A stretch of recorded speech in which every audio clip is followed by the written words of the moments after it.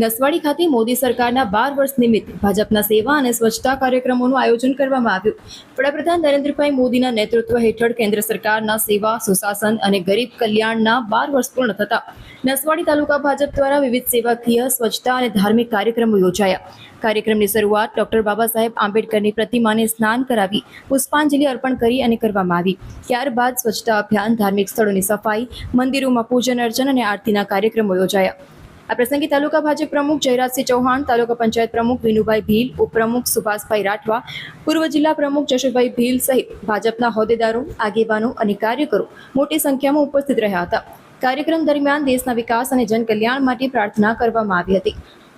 ભારતના લોકલાડીલા વડાપ્રધાન સતત 12 વર્ષ સુધી અવિરત સમગ્ર દેશની અંદર વિકાસ ગતિશીલ અને વિકાસના કાર્યો માટે સમગ્ર દેશમાં જે કાર્યો કર્યા એના ભાગરૂપે વિવિધ કાર્યક્રમના ભાગરૂપે આજે અમે ડૉક્ટર બાબા સાહેબ આંબેડકરની પ્રતિમાને નવડાવી ધોવડાવી સ્વચ્છ કરી અને સફાઈ ઝુંબેશનો કાર્યક્રમ આજે અમે કરીએ છીએ.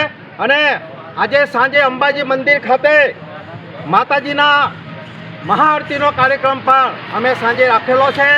સતત આ કાર્યક્રમ આખો દિવસ અમે સફાઈ ઝુંબેશ, મહાઆરતી અને ડૉક્ટર બાબા સાહેબ આંબેડકરની પ્રતિમાને સ્વચ્છ કરી ફૂલહારથી પૂજન કરીને આ કાર્યક્રમ આજે અમે નસવાડી તાલુકા, છોટાઉદેપુર જિલ્લાના નસવાડી તાલુકામાં રાખ્યો છે.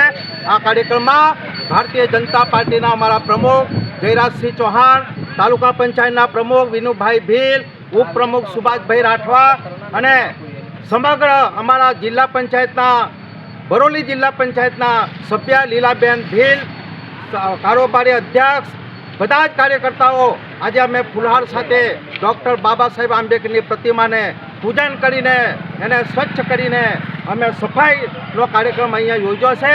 જશુભાઈ ભીલ, પૂર્વ જિલ્લા ભાજપ પ્રમુખ, છોટાઉદેપુર જિલ્લો.